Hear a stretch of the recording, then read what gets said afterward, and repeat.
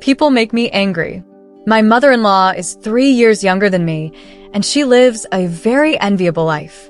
She attends modeling classes at the senior university, walks the runway, and frequently posts pictures on WeChat. With her slim waist, she looks nothing like 53, but more like 35. Then there's me. I retired and now stay at home to take care of my grandson, cook, do laundry, and clean. My hair is always messy, and although I'm 56, I look like I'm 65. I've complained to my husband, Hee-chung, a few times, but he always responds impatiently. Who doesn't have elders helping with the kids? Isn't it boring just sitting at home doing nothing? How does he talk like that? I would love to attend a senior university like my mother-in-law, go out and take a walk, and fulfill some of the dreams I once had but never dared to pursue when I was younger. But my son doesn't support me.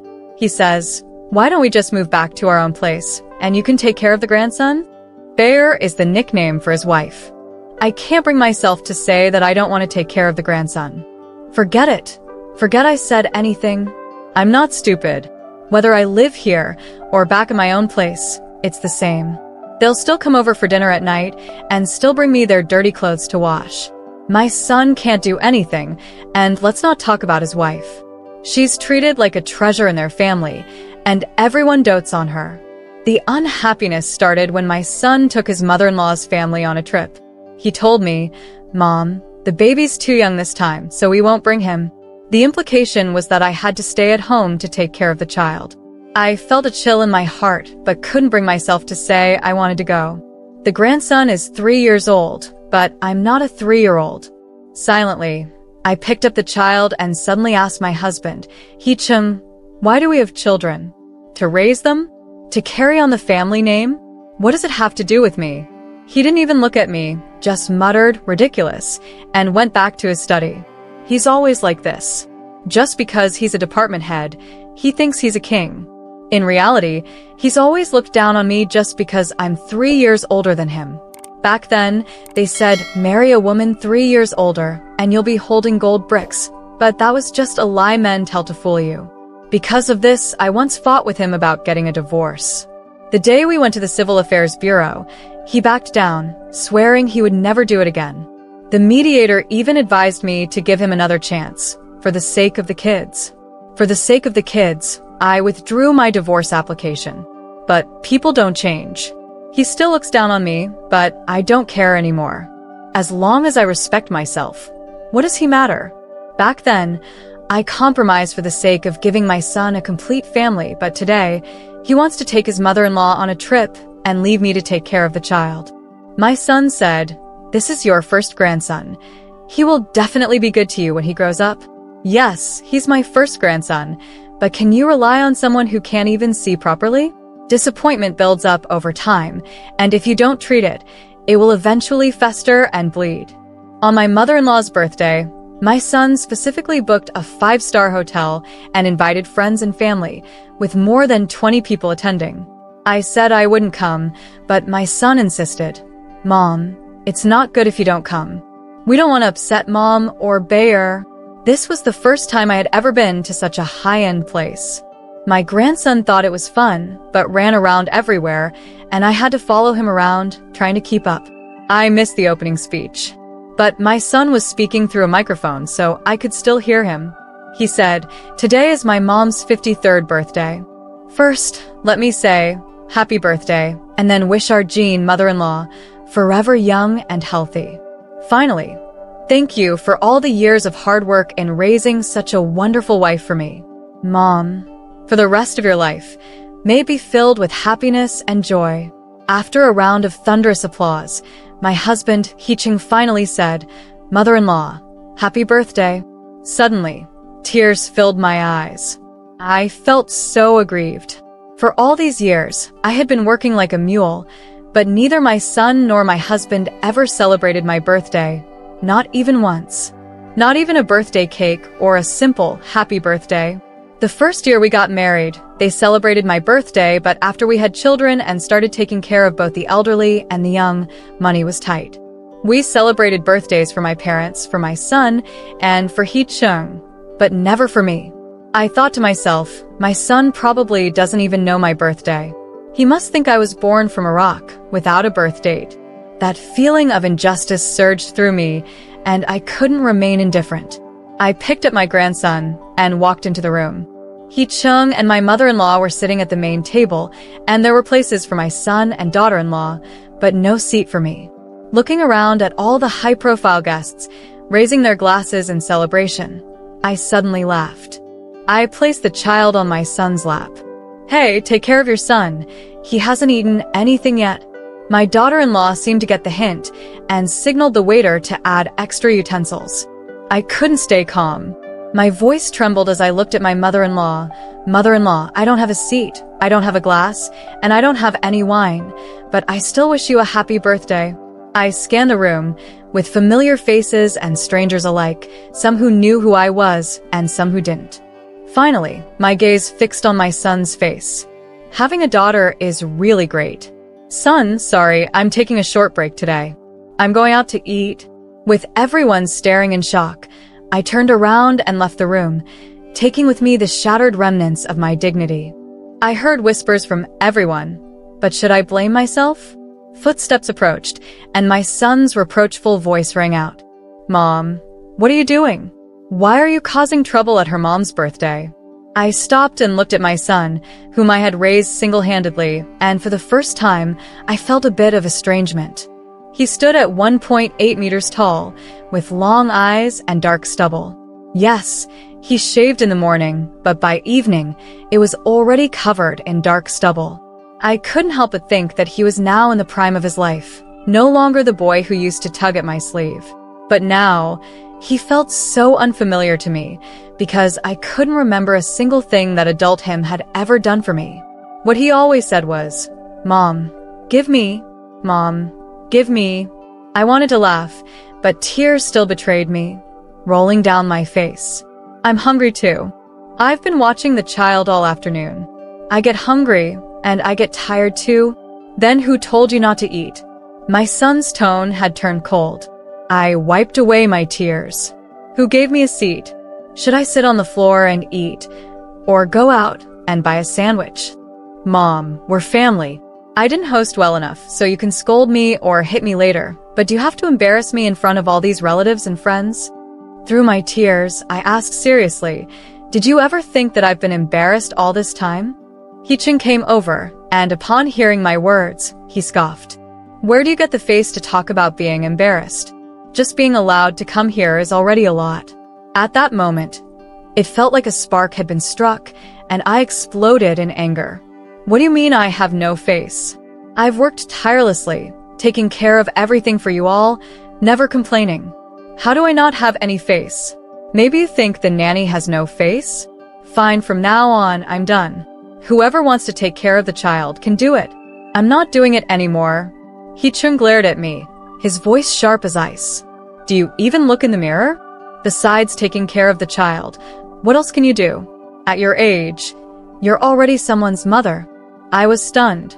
I didn't get angry. I just smiled bitterly. If it weren't for you all holding me back, I could live better and younger than her. The arguing grew louder, and my daughter-in-law came running out. "What are you doing? Everyone in there can hear you. Aren't you embarrassed?" I sneered. The one embarrassed wasn't me. "Go ahead and enjoy yourselves.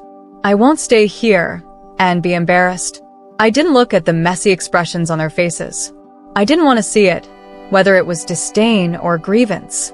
No one is innocent here. I turned and walked out. At that moment, I felt incredibly refreshed, as if I had finally let out a breath I'd been holding for years. Years of suppression were swept away.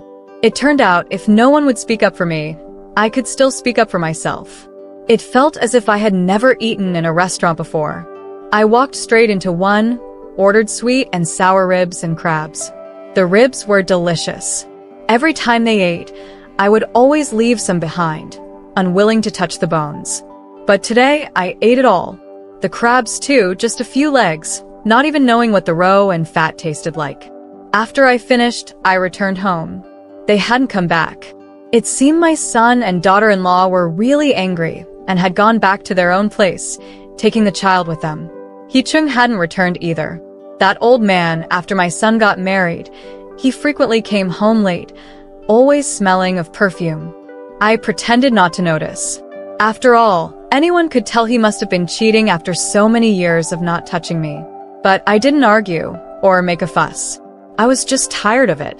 I took a nice hot bath, turned on the TV, and found the drama surprisingly good. I hadn't watched TV for years, always spending this time putting the child to sleep. Once the child was asleep, I felt tired too. I wasn't exaggerating, this was more tiring than working. Really, when my son was little, it wasn't this exhausting. Sure, I worked and took care of him, but I was younger and had more energy. But now, I'm on call 24/7 for the child, finding time to do laundry and cook. There are no weekends. Even Iron Man couldn't handle it. I watched TV for a while, then picked up my phone to scroll through some videos. Usually, my daughter-in-law would tell me to keep my phone away from the child because of radiation, so I almost never touched it. I didn't know the videos were so interesting now. I came across a bungee jump video. The music started, and I saw a high platform. The person jumped, and the bungee instructor caught her, holding her head and pulling her to his chest, protecting her. My heart suddenly skipped a beat. Even though it was a 1,000-meter drop, there was this overwhelming sense of safety. And I haven't felt that way in a long time. Yes, because I felt so insecure. I treated my son as my only support, serving them tirelessly, hoping he would be grateful for my sacrifices and offer me some protection in return. On the surface, everything seemed peaceful, but what have I really gained except for resentment? He remembers to take his mother-in-law on trips to celebrate her birthday, but does he ever remember that his own mother needs attention too? He always says we're family, but sometimes I wish I could be an outsider, just to enjoy his care and affection. Every month, my pension of over $6,000 goes to support my son's family, yet there's barely enough to get by. And they don't appreciate it, claiming it's for my eldest grandson, as if it's my duty. I would have preferred to raise a daughter, someone like my daughter-in-law, who cares so warmly for her own mother, truly like a little comfort blanket. I don't hold anything against my daughter-in-law. I didn't raise her, and it's not her responsibility to be filial. But I don't want to take care of my grandson anymore. It's exhausting, and I dare not tell my son because he always listens to his wife. Many times I'm left alone, struggling with frustration and helplessness. I stayed home for a week without a single call from my son. Of course, my grandson wasn't sent back either. He came home once, late at night. He glanced at my son's room and sat on the couch. Under the bright moonlight, we sat at opposite ends of the sofa, just like our feelings, growing further apart with every moment. Every step forward felt like pushing each other away, and every step back was fraught with tension. The room was dark, and the shadows covered our faces. We couldn't even see each other's expressions. After a long silence, he complained, "Our son is so considerate, celebrating your mother's birthday, and you had to spoil it. Now look, the kids are ignoring you." For the first time, I looked at him with disdain. Could it be that I've been wanting this all along? He looked at me in confusion for a while, then sneered, "Do whatever you want." I smiled strangely. "All right, I'll do what I want. Let's get a divorce then." He frowned, his eyes narrowing. "Are you crazy?" I curled the corners of my lips. "Not crazy. That's why I want a divorce. You've been cheating for more than just a day or two, right? Not saying anything doesn't mean I don't know. Our son is a boss now. Aren't you afraid he'll laugh at you? Threatening me?" I lifted my chin. "You're not worried about being laughed at for cheating, so why should I care about divorce? What makes you think I've been cheating? You'd better have proof." The man was being stubborn, like a dead duck refusing to admit its fate. Before I retired, a colleague told me she had seen He Chung with another woman in her neighborhood. I followed him and found out it was He Cheng's old classmate, who also had a family, and they occasionally hooked up. At the time, my son was about to get married. I couldn't speak up or make a scene, afraid it would affect him. I smiled faintly, Hongxing neighborhood, building 3, unit 3, 14th floor. "Do you need me to keep going?" He suddenly looked drained, his face as pale as frost, and stammered, "How do you know? When did you find out?" I tugged at my lips. "Guess." Anger crept up his face, and he asked, "What do you want?" "Divorce." I was so firm. "Divorce? What's new about that? You should have done it years ago. Why drag it on for so long?" I kept smiling. "This time it's for real. The house is mine. You can leave." He looked flustered. "Are you joking? I paid the down payment for the house, and I'm paying off the mortgage. Why should it go to you?" Look at him, cheating and still not willing to pay the price. Don't forget, for all these years, I've been covering all the household expenses. If it weren't for the mortgage being deducted from your salary, the house would be yours. This is a marital asset, and you are the one at fault in the marriage. Over the years, your salary has had plenty left after paying the mortgage, but none of it has ever been used for living expenses. Want me to calculate how much that is? The man's face went white, his lips trembled, and he didn't make a sound for a long time. Maybe he never thought that the woman who had always been so obedient, enduring hardships and complaints, would suddenly revolt and throw him out.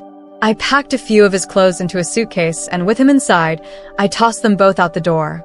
With a bang, I slammed the door shut. At that moment, I felt an incredible sense of relief, almost like I wanted to break into song and dance. I wiped my cheek wet. Had I been crying? It was excitement, I was sure. I sighed deeply. So, this is what it feels like to not suffer in silence. Before I could fully enjoy the relief, my son called. The little brat hadn't called for a week after our dinner, and now not even an apology, just a call. Today, we're going to settle everything at once. I turned on the light, and the room brightened like daylight. "Mom, are you done yet? It's just watching the kid. I didn't even give you a seat. We're family. Can't you just find a chair for yourself? Why do you have to wait for me to serve you, like you're a guest?" He celebrated his mother-in-law's birthday, and here I am, his own mother, left to find my own seat. We're both called Mom, but the treatment is so different. Mom, not letting you see your grandson these past few days is to help you reflect. Not everyone can watch the child. It's a rare privilege. A privilege I never asked for. Mom, you're still not reflecting, and now you're blaming it all on Dad. Wanting to divorce him? You're over 50 now. What are you thinking? I took a deep breath and tried to keep my voice calm. Son, I'm in a good mood today, so I'll answer one by one. First, I want a divorce from your dad because he cheated. I found out when you were getting married, but I kept quiet to not affect you, and I endured it. Second, I regret having a son. I wish I had a daughter, someone like your wife, who knows when to be warm and considerate. Third, thank you for not letting me see my grandson. Even though I've been raising him since the day he was born, I don't actually care for him that much. All I remember is the exhaustion.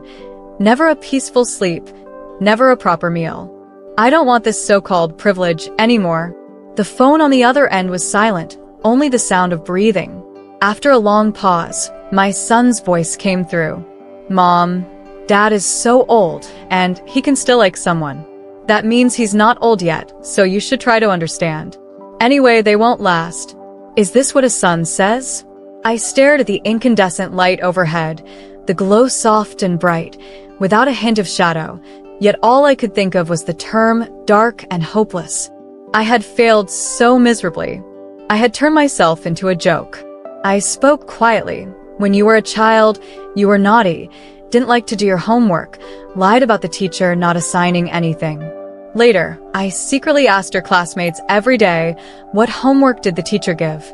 I didn't dare ask the teacher directly, afraid it would leave a bad impression of you. In high school, you had your first love. The girl got pregnant, and I almost kneeled to beg her parents for forgiveness. Then, in college, you borrowed money from online loans. I didn't have that much money to give you, so I asked your dad to figure it out. Your dad said I shouldn't worry, and that if the debt collectors came, they could just beat you up. I couldn't help but laugh. Back then, I should have been like your dad and let you handle it yourself. I thought my son might reflect on it, maybe even be thankful for my sacrifices, but instead, he said, Mom, Aunt Bai, who's with Dad, introduced me to several hospitals. She used my reagent, and I ran around like crazy, but still didn't make it. So, he knew about his father's affair and who the other woman was. 1,000 arrows pierced my heart, but I felt no pain. The son I raised with so much hardship had sacrificed my happiness for his own gain. I wanted to scream, curse, and even slap him hard. But on the other end of the phone, I kept my voice steady. Fine. After the divorce, let her be your stepmother. A family. Wouldn't that be better? Mom, she has a family, don't make a scene.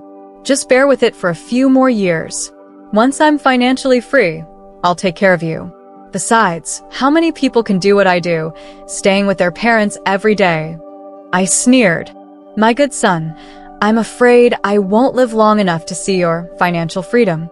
Also, that's not company. That's called living off me.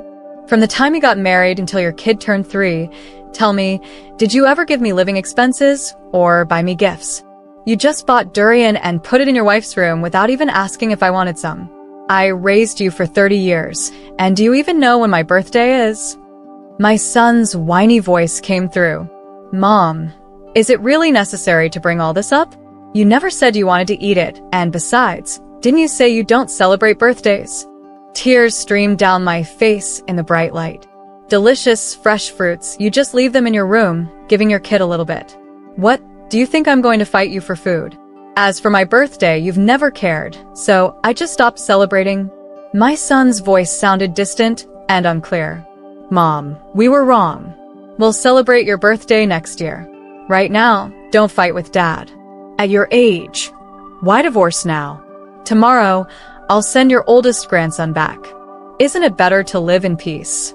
No, I said firmly. I've booked a tour group, and I'm taking the flight tomorrow morning. Oh, by the way, I forgot to tell you, I've already changed the locks. I packed up your clothes and the kid stuff, and I'll send it through Same City Express delivery. It should arrive tomorrow. This week, I didn't just sit idly by. Rather than live passively, I decided to boldly do whatever I wanted. I'd always wanted to travel. When I was young, I had no money and no time.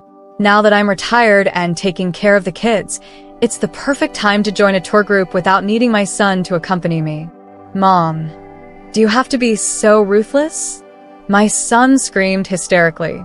Am I being ruthless?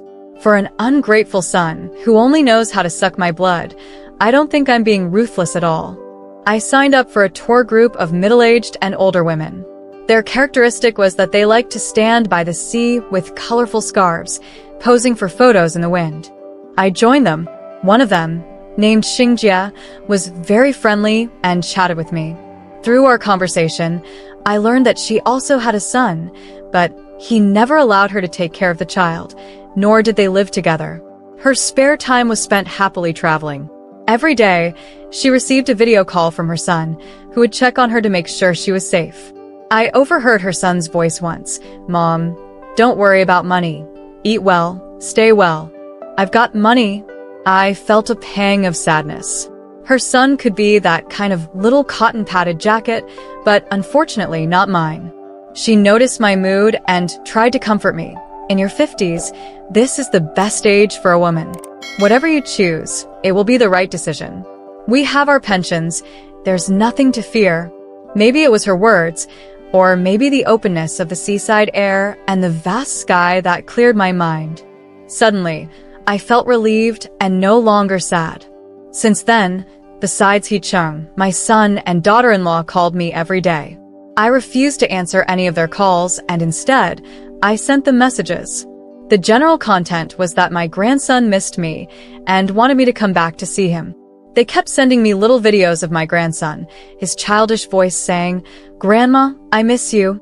I admit at that moment I felt a bit moved. After all, the bond between grandparents and grandchildren is special. But I no longer wanted to live a life where I had no identity of my own. The scene of my son celebrating his mother-in-law's birthday became a nightmare for me, one that I couldn't shake off. So when the trip ended, I didn't go back home. I was afraid that my son would send my grandson over, and I wouldn't be able to refuse opening the door.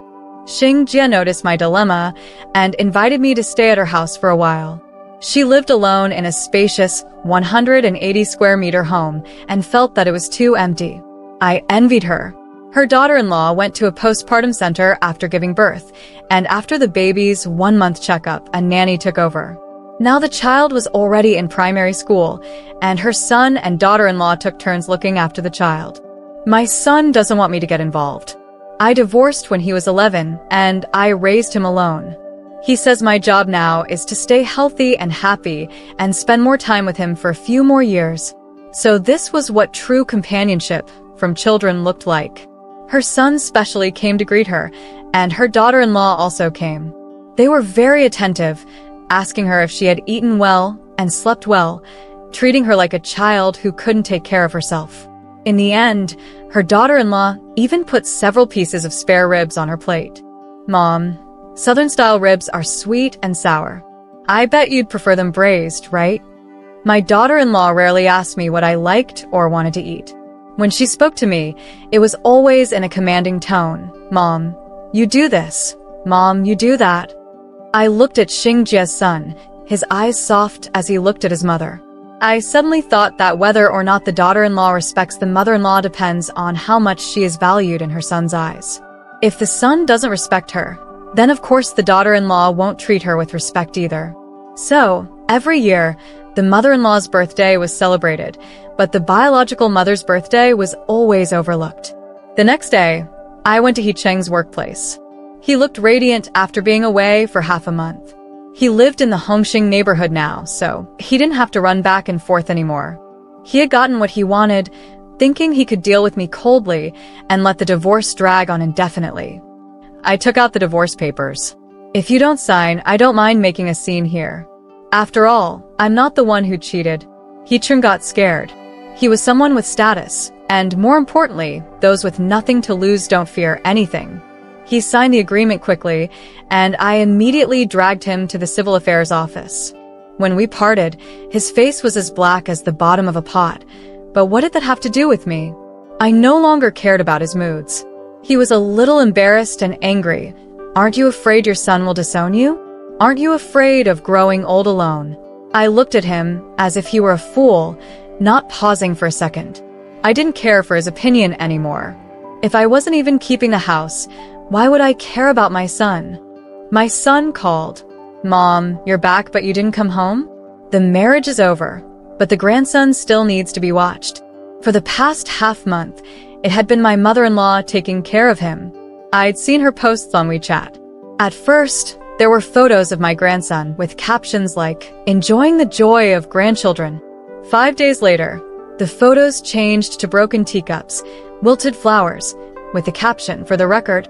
10 days later, the photo was of her bruised arm, my son's red envelope transfer of 1,314 yuan, and an LV bag bought by my daughter-in-law, with the caption, it was worth raising him.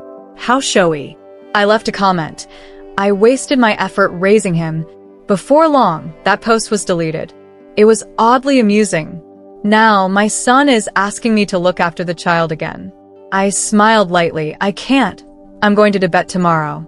When I was young, I always wanted to go there and kneel down to ask the Buddha how to raise a good son. Mom, what's wrong with you?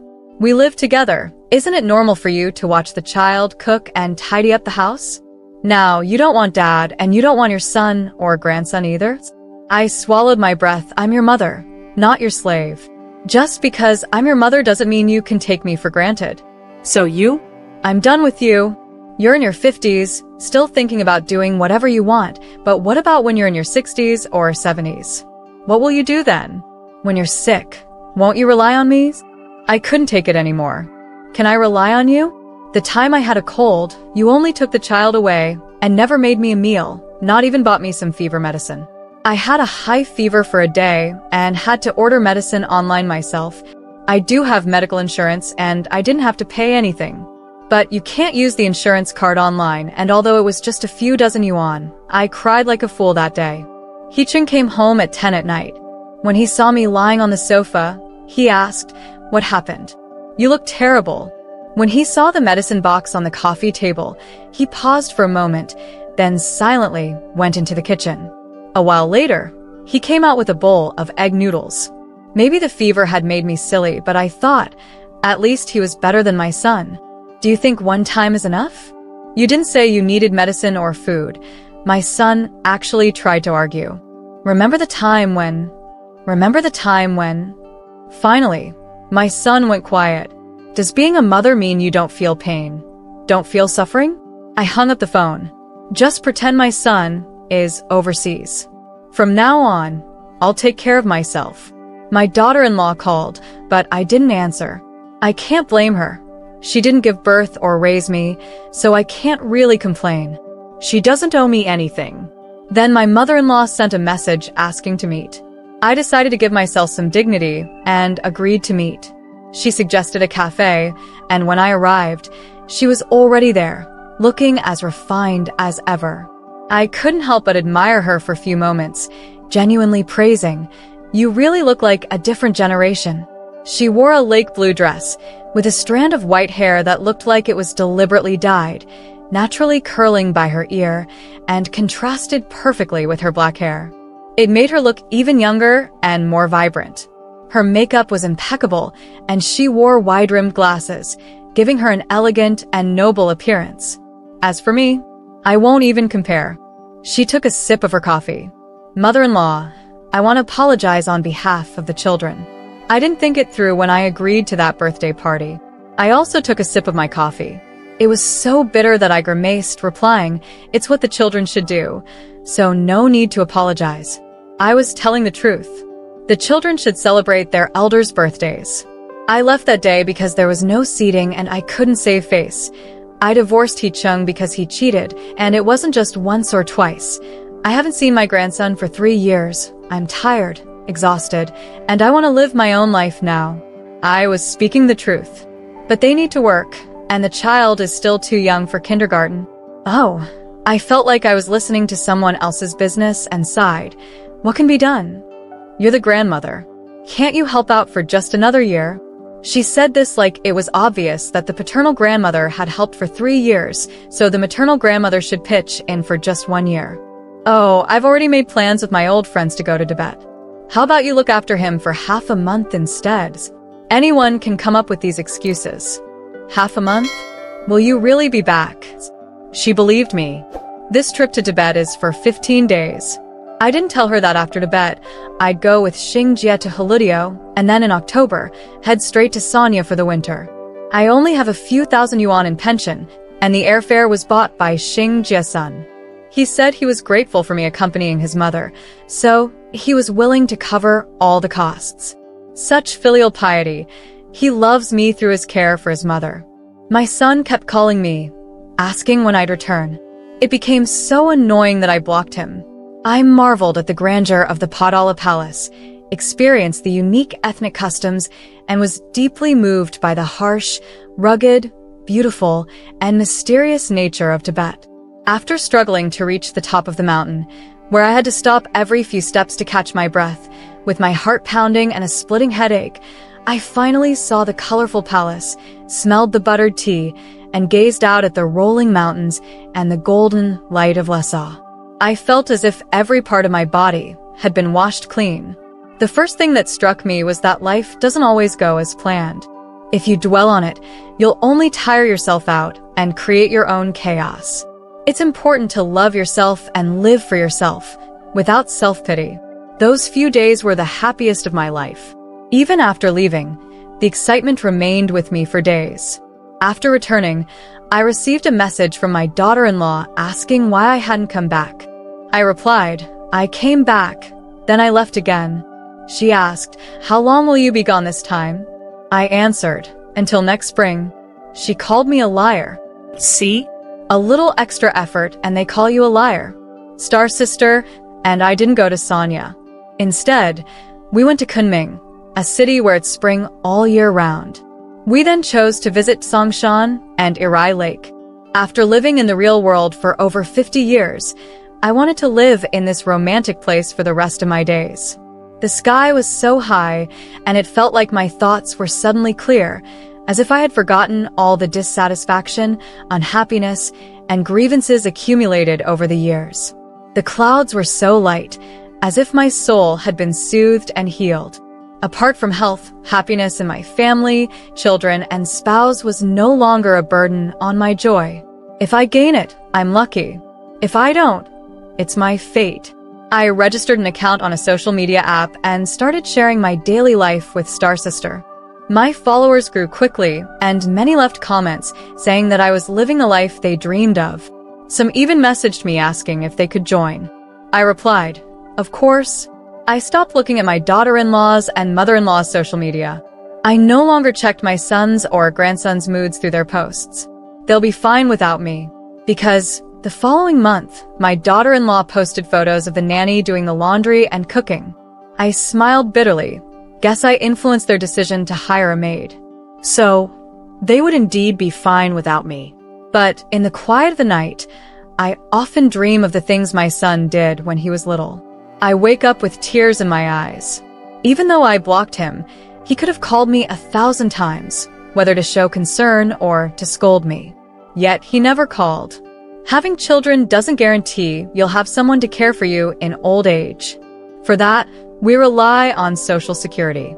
I thought he would never contact me again, but in the 4th year, I got a call from him saying that his father, Hee Chung, had suffered a stroke. Is there really such a thing as karmic retribution? Mom, you've been having fun all these years. Now he's in the hospital and can't take care of himself. Come back and take care of him. I found this utterly baffling. He hadn't asked how I was living, never said he missed me, not even a casual greeting. He just immediately made demands. I didn't hold back. Don't forget we're divorced. Mom, he's my father. You were married for 30 years. How can you just stand by and watch him suffer? I sneered. You know he's your father, so take care of him yourself. Like stepping on his tail, he yelled, Mom, you're so selfish. Don't you see the years we spent together? Don't you have any gratitude? Selfish? After 3 years of tirelessly caring for them, this is what I get. I felt more wronged than anyone could imagine. I know how to fight back too, even if it's against my son. You talk about gratitude, but why don't you find that Aunt Bai? She and your dad weren't just married for a day. Mom, she's still working and hasn't retired. How could she have the time and energy to take care of my dad? Besides, some of my major hospital orders were handled by her. I can't ask her to do this for me. True, she's a high-ranking official, so it's okay to burden me. Thinking about it, it's almost amusing.